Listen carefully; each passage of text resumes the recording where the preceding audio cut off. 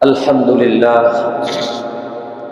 সকল প্রশংসা সেই মহান রব্বুল আলামিনের, যিনি আমাদেরকে সকল প্রকার ব্যস্ততা থেকে অবসর হয়ে আমাদের জীবন থেকে অল্প কিছু সময় অনেক দিন পরে আবার ধারাবাহিকভাবে কোরআনুল কারীমের তাফসীর ক্লাসে বসে কাটানোর মতো সুযোগ করে দিয়েছেন। সেই মহান রবের দরবারে শুকরিয়া তার দিল থেকে কালিমাতু শুকর করি, আলহামদুলিল্লাহ। আমি আপনাদের সম্মুখে যে সূরাটা আজকে তেলাওয়াত করেছি, সেই সূরাটার নাম হচ্ছে সূরাতুন নাজিআত। এই সূরাটার কয়েকটা আয়াত আমি তেলাওয়াত করেছি। আসসালামু আলাইকুম ওয়া রাহমাতুল্লাহ। نحمده ونستعينه ونستغفره ونؤمن به ونتوكل عليه ونعوذ بالله من شرور أنفسنا ومن سيئات أعمالنا. من يهده الله فلا مضل له ومن يضلله فلا هادي له. ونشهد أن لا إله إلا الله وحده لا شريك له. ونشهد أن سيدنا وحبيبنا ومولانا محمدا عبده ورسوله أرسله الله إلى كافة الناس بشيرا ونذيرا وداعيا إلى الله بإذنه وسراجا منيرا. أما بعد فقد قال الله تبارك وتعالى في كلامه المجيد وفرقانه الحميد. সবাই পড়ি আউযু বিল্লাহি মিনাশ শাইতানির রাজীম. বিসমিল্লাহির রাহমানির রাহিম. والنازعات غرقا والناشطات نشطا والسابحات سبحا فالسابقات سبقا فالمدبرات أمرا. يوم ترجف الراجفة تتبعها الرادفة قلوب يومئذ واجفة أبصارها خاشعة يقولون أئنا لمردودون في الحافرة أئذا كنا عظاما نخرة قالوا تلك إذا كرة خاسرة فإنما هي زجرة واحدة فإذا هم بالساهرة. صدق الله العظيم وصدق رسوله النبي الكريم. ونحن على ذلك من الشاهدين والشاكرين والحمد لله رب العالمين. আলহামদুলিল্লাহ, সকল প্রশংসা সেই মহান রব্বুল আলামিনের, যিনি আমাদেরকে সকল প্রকার ব্যস্ততা থেকে অবসর হয়ে আমাদের জীবন থেকে অল্প কিছু সময় অনেক দিন পরে আবার ধারাবাহিকভাবে কোরআনুল কারীমের তাফসীর ক্লাসে বসে কাটানোর মতো সুযোগ করে দিয়েছেন সেই মহান রবের দরবারে শুকরিয়া তার দিল থেকে কালিমাতু শুকর করি, আলহামদুলিল্লাহ। সম্মানিত মুসল্লিয়ানে কেরাম, আমরা শাবান মাসের শেষের দিকে, রমাদানের সম্ভবত 3-4 দিন আগে আমাদের তাফসীর ক্লাস শেষ হয়ে গিয়েছিল। শুক্রবার শেষ জুমা শাবান মাসে। আবার আমরা শাওয়াল মাসের দ্বিতীয় জুমা, আজকে যদিও শুক্রবার আমরা মনে করতেছি, কিন্তু আরবি ক্যালেন্ডার অনুযায়ী এখন শনিবার। সূর্য ডোবার পরে ডেট শুরু হয়ে যায়। তো মোটামুটি 1.5 মাস তাফসীর ক্লাস বন্ধ ছিল। আজকে আপনাদের সাথে সাক্ষাৎ না করে পারলাম না। আজকেও আমার গলাটা বসা, ঠান্ডা লাগার কারণে কয়েকদিন ধরে একটু ঠান্ডা, এই জন্য গলা বসে গেছে। কিন্তু মন মানতেছে না যে এতদিন বন্ধ, আপনাদের সাথে একটু সাক্ষাৎ করব, কোরআনের কথা বলবো। তো সেই হিসেবে আজকে আমরা শুরু করেছি, আলহামদুলিল্লাহ। আমার ভাইয়েরা, এই কোরআন হচ্ছে আমাদের জন্য মহান রব্বুল আলামিনের পক্ষ থেকে মহা নিয়ামত। এই কোরআনকে আল্লাহ সুবহানাহু ওয়া তাআলা তার কোরআনের ভাষায় বলেছেন কিতাবুম মুবিন।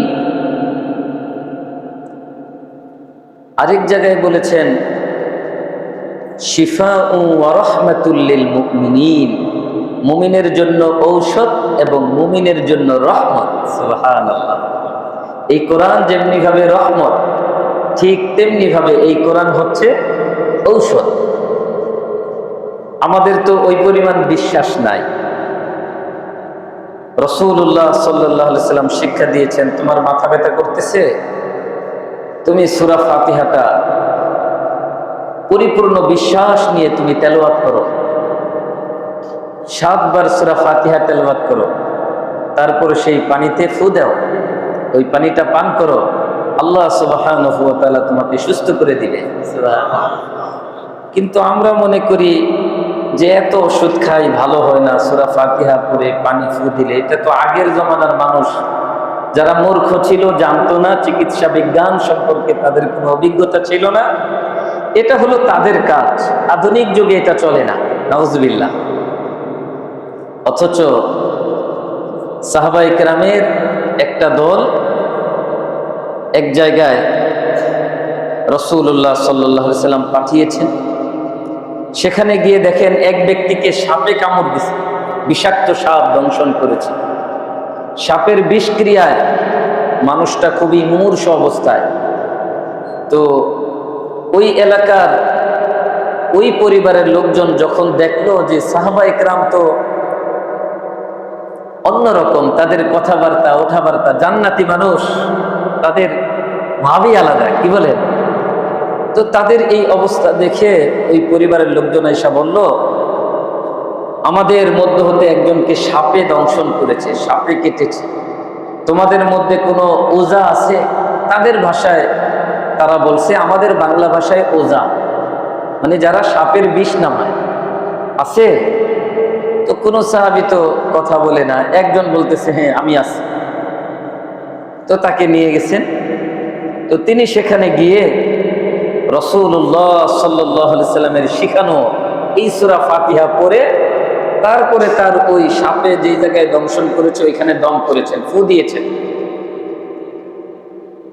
সুবহানাল্লাহ। ওই ব্যক্তির সাপের বিষ নষ্ট হয়ে গেছে, ওই মুমূর্ষ ব্যক্তি সুস্থ হয়ে গেছে। সুবহানাল্লাহ। এবার ওই সাহাবীকে খুশি হয়ে তারা অনেক কিছু হাদিয়া দিয়ে দিছে। এখন এই সাহাবী ওইটা নিয়ে তাঁবুতে আসছে। এখন অন্যান্য সাহাবীরা জিজ্ঞাসা করতেছে, 1 নম্বর প্রশ্ন হচ্ছে তুমি ওজা হইলা কবে? 2 নম্বর প্রশ্ন হচ্ছে এগুলা কি নিয়ে আসছে? প্রথম প্রশ্নের উত্তরে সাহাবী দিলেন, আমি ওজানা, তবে রাসূলুল্লাহ সাল্লাল্লাহু আলাইহি সাল্লাম থেকে শুনেছি সূরা ফাতিহাকে সূরাতুশ শিফা বলা হয়, সুস্থতার সূরা। আমি এই সূরা পড়ে ফু দিছি, আল্লাহ ওই ব্যক্তিকে ভালো করে দিছে। সুবহানাল্লাহ। এখন এগুলা যে তোমরা জিজ্ঞাসা করতেছো আমি কেন আনছি, এগুলা মূলত তারা আমাকে গিফট করেছে, আমি তাদের কাছে চাই নাই, এজন্য আমি নিয়ে আসছি। তো ওই সাহাবা ইকরাম বললেন যে তোমার ব্যাপারে রাসূলুল্লাহ সাল্লাল্লাহু আলাইহি সাল্লামের কাছে গিয়ে কমপ্লেন দিল, তুমি জারফুকও করলা, আবার তুমি হাদিয়াও নিয়ে আসলা। সফর থেকে যাওয়ার পরে নবীজির কাছে এই অভিযোগ সাহাবা ইকরাম দিলেন। নবীজি শুনে বলতেছেন, মুচকি হেসে দিয়ে বলতেছেন, নবীজি তো খুব মজার মানুষ ছিলেন, তার কাছে কোনো অসুস্থ মানুষ গেলে সুস্থ হয়ে যেত। সুবহানাল্লাহ। কোনো মন খারাপ মানুষ তার চেহারা দেখলে তার মনটা ভালো হয়ে যেত।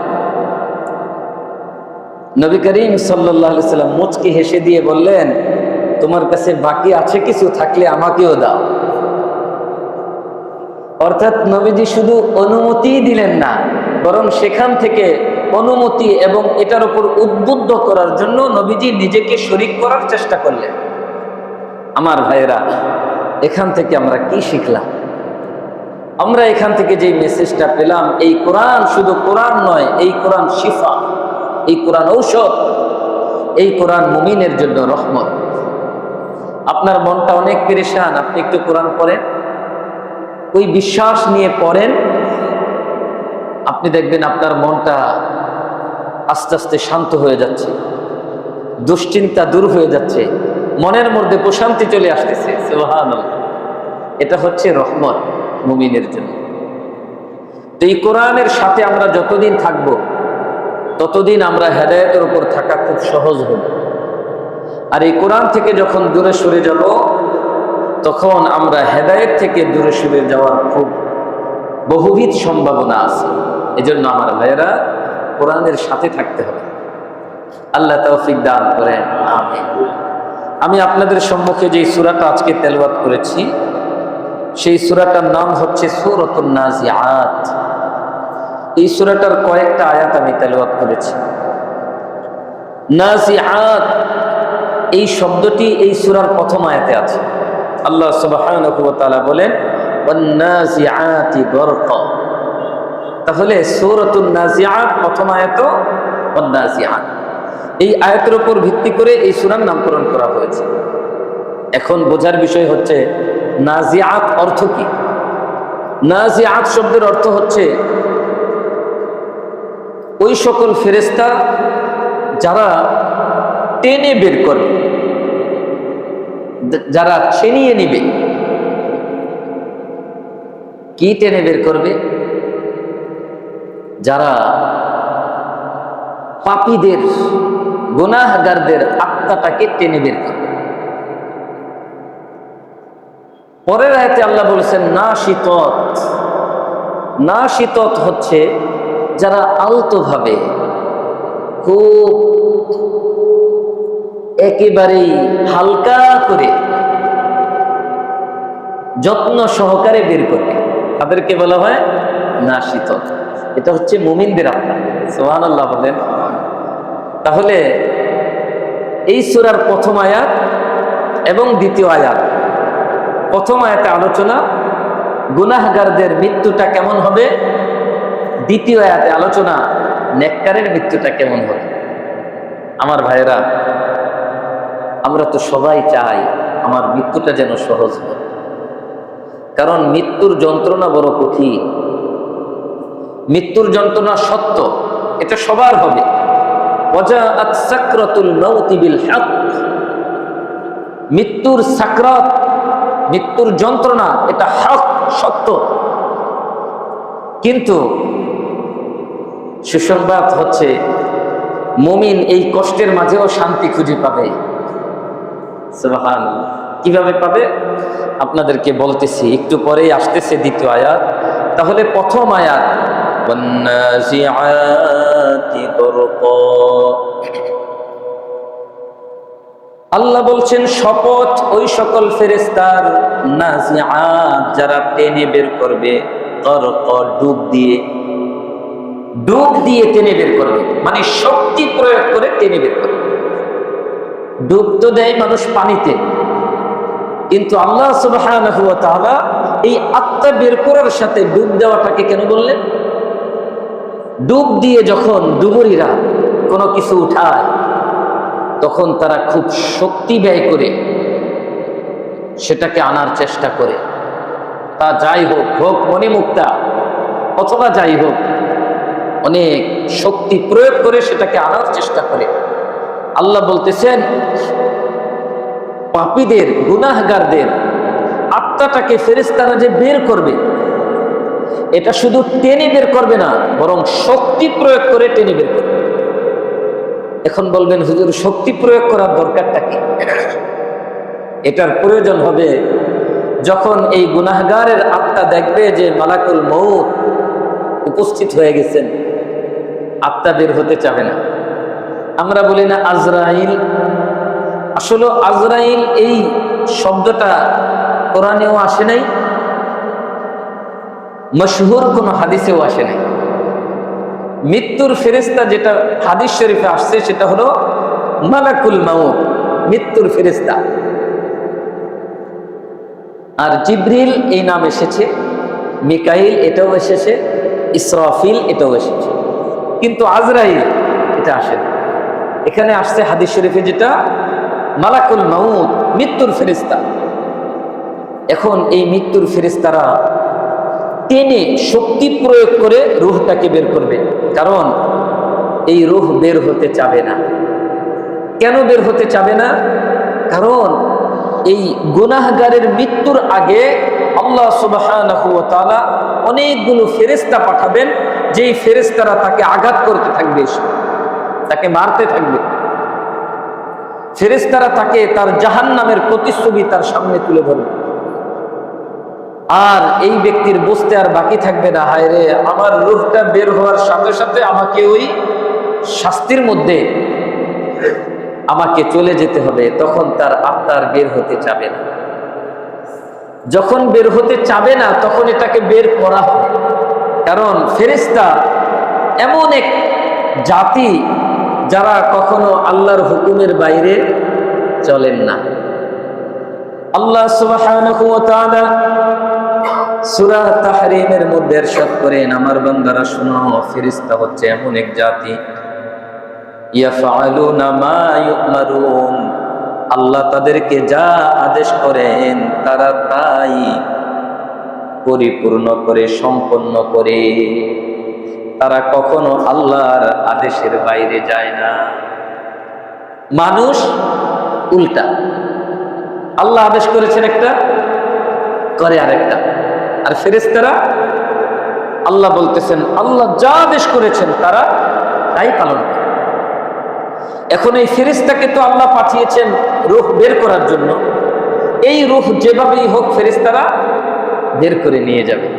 এটাই আল্লাহ প্রথম আয়াতে বলেছেন, ওয়ান্নাসিআতি গরক, ওই সকল ফেরেশতাদের কসম যারা ডুব দিয়ে, অর্থাৎ শক্তি প্রয়োগ করে নাফরমানের আত্মাকে টেনে ছিনিয়ে নেবে, টেনে বের করে নেবে।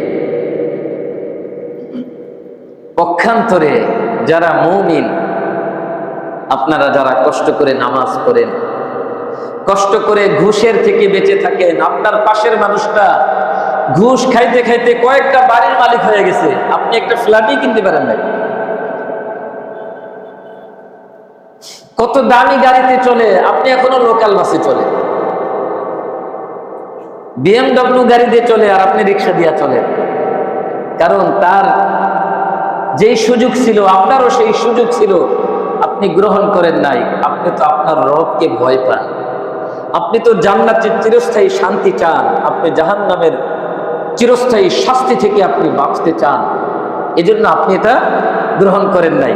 সেই হিসেবে মৃত্যুর সময় আপনার রব আপনাকে পুরস্কার দেওয়া শুরু করে দিবে। সুবহানাল্লাহ। এটাই আল্লাহ বলছেন, ওয়ান্নাশিতাতি নাশত, ওই সকল ফেরেশতাদের কসম যারা আলতো ভাবে অথবা যারা খুব হালকা ভাবে মুমিনের আত্মা বের করবে, খুব হালকা করে, আদর যত্ন করে। মুমিনের আত্মাটাকে বের করবে। এখন বলবেন হুজুর, মৃত্যুর যন্ত্রণা তো সত্য, তাহলে মুমিনের এই আত্মাটা এরকম খুব শান্তভাবে কিভাবে বের হয়ে যায়? ইবনে আব্বাস রাদিয়াল্লাহু তাআলা আনহু থেকে একটি বর্ণনা আছে। তিনি বলেন, আন ইবনে আব্বাস রাদিয়াল্লাহু আনহু قال আনফুসুল মুমিনিন ইনদাল মাউতি তানশিতু লিল ফুরুজ। মুমিনের আত্মাটা মৃত্যুর সময় বের হওয়ার জন্য আগ্রহী হয়ে যাবে। সুবহানাল্লাহ। নাফরমানের আত্মা বের হতে চাবে না, ফেরেশতারা টেনে বের করবেন, কলিজা ছিঁড়ে তার আত্মা বের করে নিয়ে যাবে।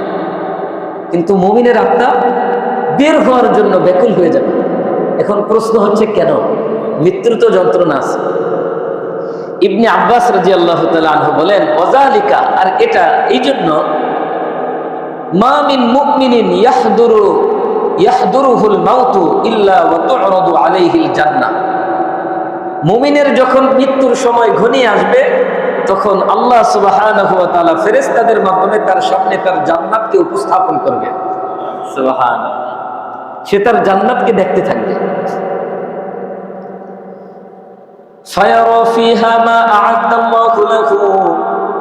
ফেরেশতারা যখন তার সামনে জান্নাতকে তুলে ধরবে, তখন আল্লাহর এই বান্দা দেখতে থাকবে আল্লাহ তার জন্য কি কি প্রস্তুত করে রেখেছেন। মিন আজওয়াজিহি, এক নম্বরে আল্লাহ বলতেছেন স্ত্রী। আজওয়াজ বহুবচন, অনেক স্ত্রী আল্লাহ রেখে দিয়েছেন। ওয়া আহলিহি মিন হুরিল আইন, এবং সুন্দর সুন্দর আনতয়ন নয়না রূপসী হুর আল্লাহ রেখে দিয়েছেন। ফাহুম ইয়াদউনাহু, তারা তাকে ডাকতে থাকবে। সুবহানাল্লাহ। আপনি তো দেখতেছেন সে হাসি মুখে তার জানটা বের হয়ে গেল, কিন্তু সে দেখতেছে আসল জিনিস, সে দেখতেছে জান্নাত, আর জান্নাতের সেই হুর আর তার স্ত্রীরা তাকে ডাকতেছে, আপনি চলে আসেন। আর এটা যখন মুমিন দেখতেছে, তখন মুমিনের তাদের কাছে যাওয়ার জন্য তার আত্মা ব্যাকুল হয়ে যাবে। সুবহানাল্লাহ। ইবনে আব্বাস রাদিয়াল্লাহু তাআলা আনহু বলেন, ফানাফসুহু ইলাইহিম নাশিতাতুন আন তাখরুজা, সুতরাং তখন মুমিনের আত্মাটা বের হওয়ার জন্য খুব ব্যাকুল হয়ে যাবে। এদিক দিয়ে ফেরেশতা জান কবজ করে ফেলবেন, যেহেতু সামনে পুরস্কার, এজন্য মৃত্যুর যন্ত্রণা আল্লাহর এই বান্দা ভুলে যাবে। আল্লাহু আকবার। আমার ভাইয়েরা, আপনার আমার সামনে কিছু শ্রমিক, আমরাও পরিশ্রম করি, কিন্তু আমাদের পরিশ্রমটা সেভাবে চোখে ভাসে না। একজন শ্রমিক যে মাটি টানে, একজন শ্রমিক যে ইটা টানে, দেখবেন লিফট দিয়ে তো 5 তলা 6 তলায় ইট উঠাইতে দেয় না।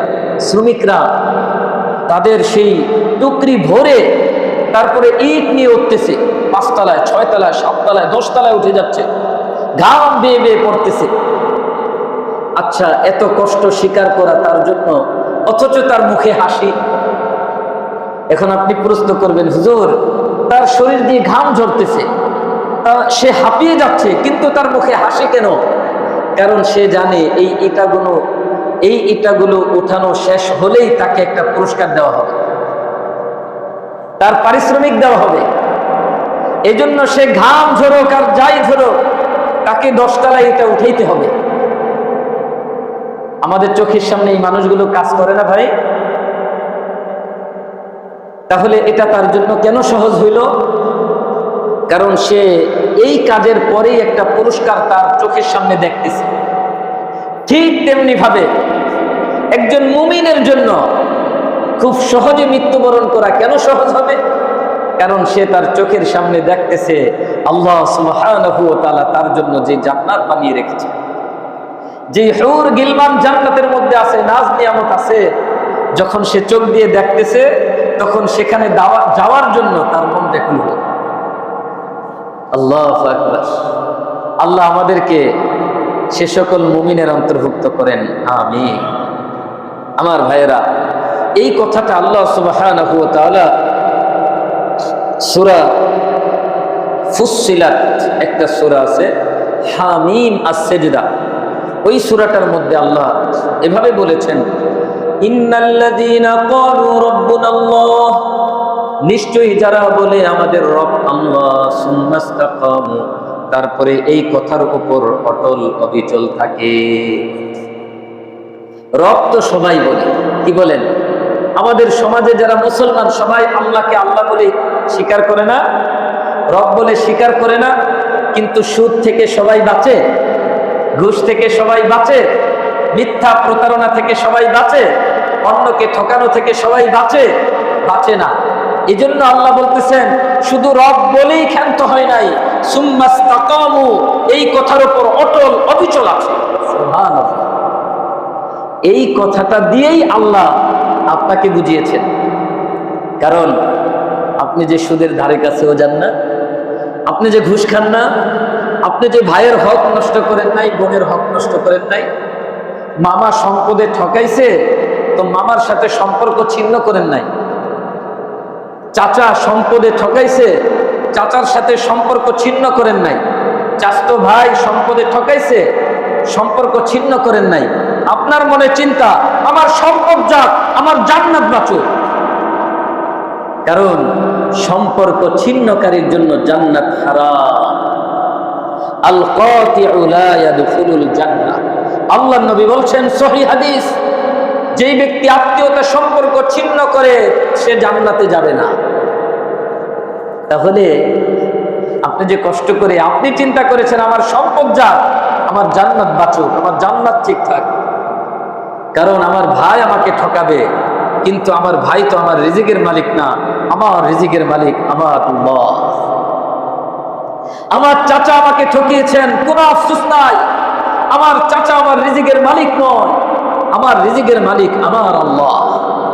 আমার মামা আমাকে আমার নানা বাড়ির ওয়ারিশ থেকে বঞ্চিত করেছে, ঠকায় দিছে, আমার মা পাইতেন 5 কাঠা, সেখানে উঠাইছে 2 কাঠা, কোনো আফসোস নাই, কারণ আমার সম্পদ যাক, আমার জান্নাত থাকুক, মামার সাথে এই নিয়ে সম্পর্ক ছিন্ন করি নাই।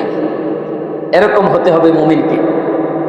কিন্তু অবস্থা তো ভিন্ন, চাচার সাথে কথা নাই কারণ চাচা ঠকাইছে, এরকম চাচা দরকার নাই। আমরা বলি কি বলি না, সাবধান আমার ভাইয়েরা, না, এটা বলা যাবে না।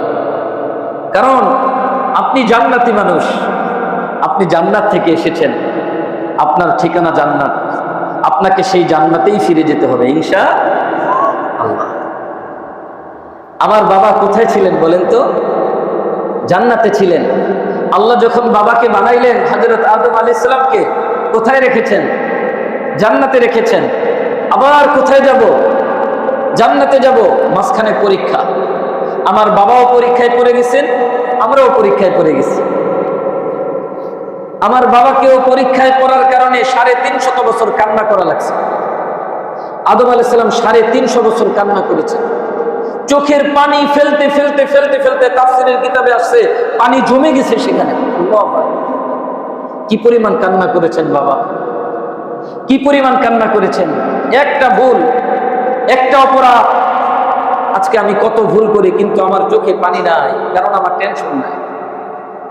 আমার বাবা তো চিন্তা করেছিলেন আর বলেছিলেন, রব্বানা যালামনা আনফুসানা ওয়া ইল্লাম তাগফির লানা ওয়া তারহামনা লানাকুনান্না মিনাল খাসিরিন। বলেন তো এই দোয়াটা কে বলেছেন? বাবা এবং মা দুইজন। আল্লাহ বলতেছেন ক্বালা রব্বানা যালামনা, রব্বানা যালামনার আগে আছে ক্বালা। ক্বালা শব্দটা দ্বিবচন, তারা দুইজন বলল। তারা দুইজন কারা? আমাদের মা আর আমাদের বাবা, আদম আলাইহিস সালাম আর হাওয়া আলাইহিস সালাম। ক্বালা দুইজন বললেন রব্বানা যালামনা, আমাদের পালন করতে আমাদের রব, যালামনা আনফুসানা, আমরা নিজেদের উপর জুলুম করে ফেলেছি, ওয়া ইল্লাম তাগফির লানা, আপনি যদি আমাদেরকে মাফ না করেন, ওয়া তারহামনা, আমাদের প্রতি দয়া না করেন, লানাকুনান্না মিনাল খাসিরিন, তাহলে তো আমরা ক্ষতিগ্রস্তদের অন্তর্ভুক্ত হয়ে যাব। কে বলেছেন ভাই? আমাদের মা বাবা।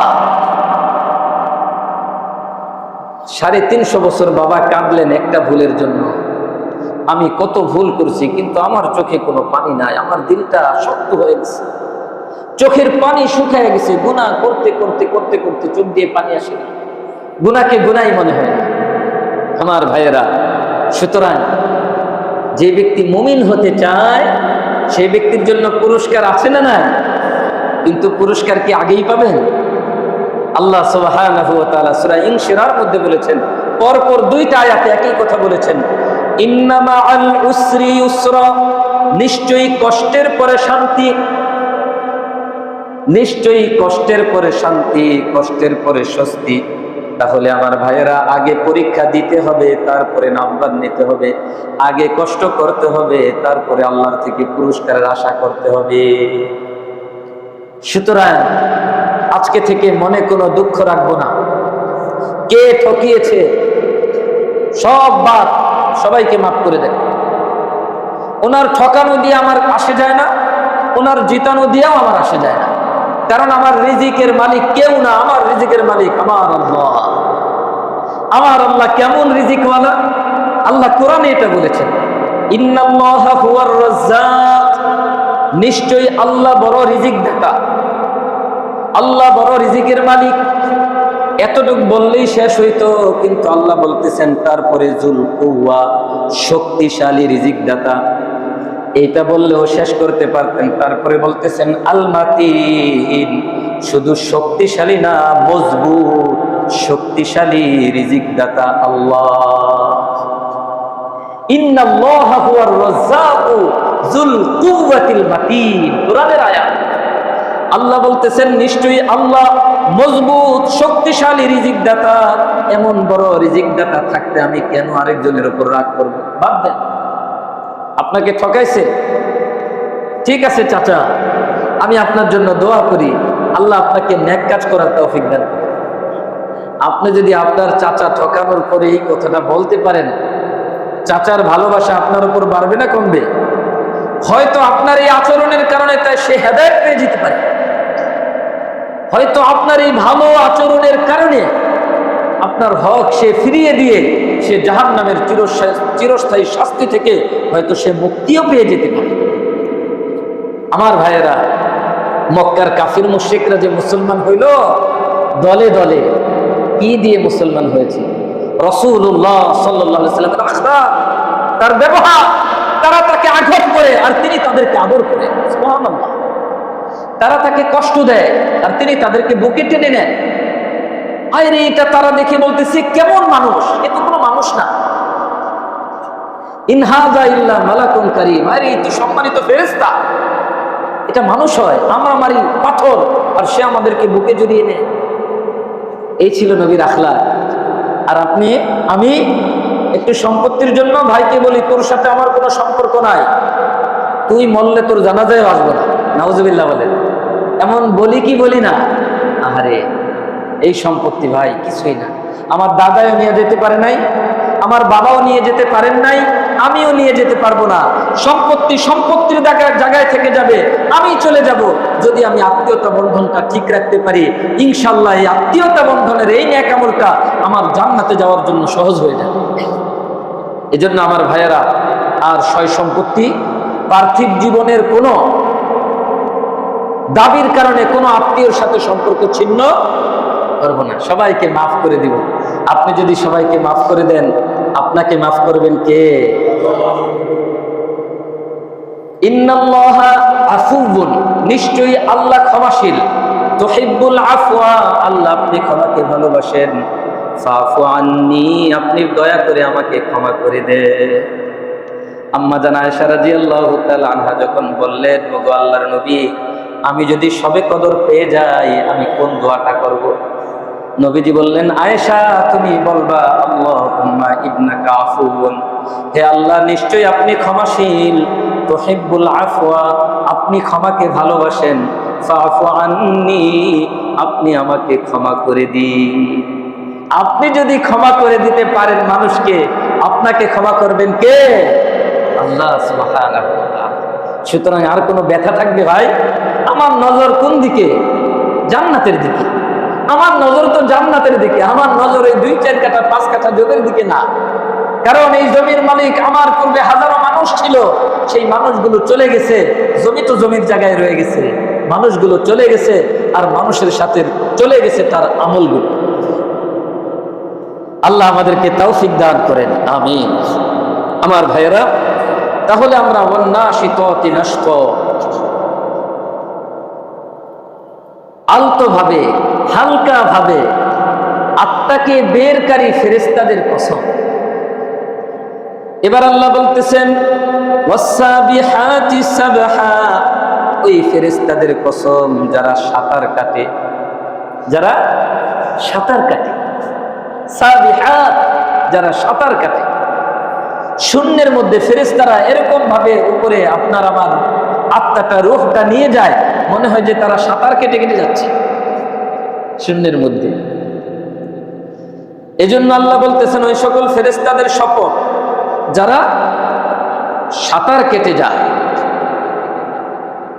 আরেকটা অর্থ হতে পারে ওই সকল ফেরেশতাদের শপথ যারা আল্লাহর পবিত্রতা ঘোষণা করে।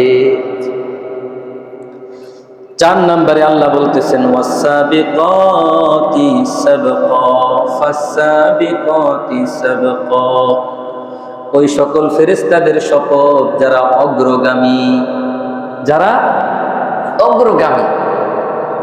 অর্থাৎ আমাদেরকে কোনো হুকুম করলে আমরা ফাঁক ফোকর খুঁজি, একটু পরে করা যায় কিনা। আর ফেরেশতাদেরকে হুকুম করলে তারা প্রতিযোগিতায় লিপ্ত হয়ে যায়। সাবিকাতের একটা অর্থ হচ্ছে প্রতিযোগী, আরেকটা অর্থ হচ্ছে অগ্রগামী। তারা প্রতিযোগিতায় লিপ্ত হয়ে যায়, কার আগে কে তার দায়িত্ব পালন শেষ করবে। সুবহানাল্লাহ। এই যে আল্লাহ কসম করতেছেন, এমনিতেই করতেছেন নাকি ফেরেশতাদের এই গুণগুলো যেন আমাদের ভিতরে চলে আসে, আমরাও যেন অগ্রগামী হতে পারি, প্রতিযোগী হতে পারি। নেক কাজে থাকবে প্রতিযোগিতা, আর বদ কাজে থাকবে ঘৃণা। আর আমাদের হইছে উল্টা, নেক কাজে হইছে অলসতা, বদ কাজে প্রতিযোগিতা। কে কার থেকে দুনিয়াবি লাইনে অগ্রগামী হতে পারবে, ঠিক না? আর আখিরাতের লাইনে না। এই মানুষগুলো খুব কম, তবে এই মানুষগুলো বড় বুদ্ধিমান। যারা আখিরাতের লাইনে অগ্রগামী হওয়ার জন্য মেহনত করছে, এই মানুষগুলো বড় বুদ্ধিমান। এই মানুষগুলো বলো আল্লাহ সুবহানাহু ওয়া তাআলার প্রিয় মানুষ। তাদেরকে দেখে আল্লাহ সুবহানাহু ওয়া তাআলা হাসেন।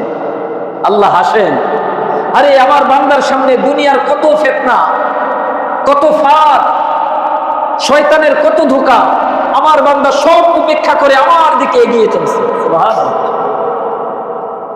এজন্য আমার ভাইয়েরা, আল্লাহ সুবহানাহু ওয়া তাআলা এখানে অগ্রগামী ফেরেশতাদের কসম করে আমাদেরকে যেটা বুঝাইতে চাইতেছেন, বান্দা অগ্রগামী ফেরেশতাদের কসম, অর্থাৎ এই ফেরেশতাগুলো আমার কাছে বড় মর্যাদাপূর্ণ।